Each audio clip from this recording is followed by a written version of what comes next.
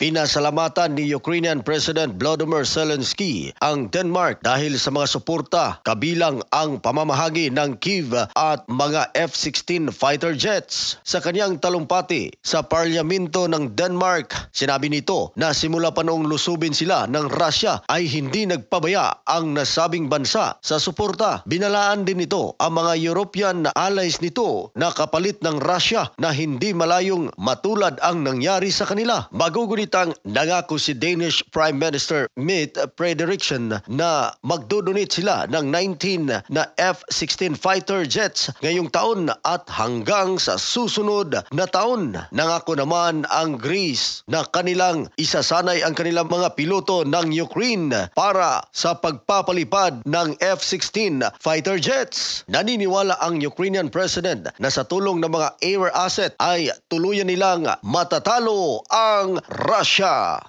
Brian Cardo Saison para sa Radyo Alternatibo Balita Nationwide.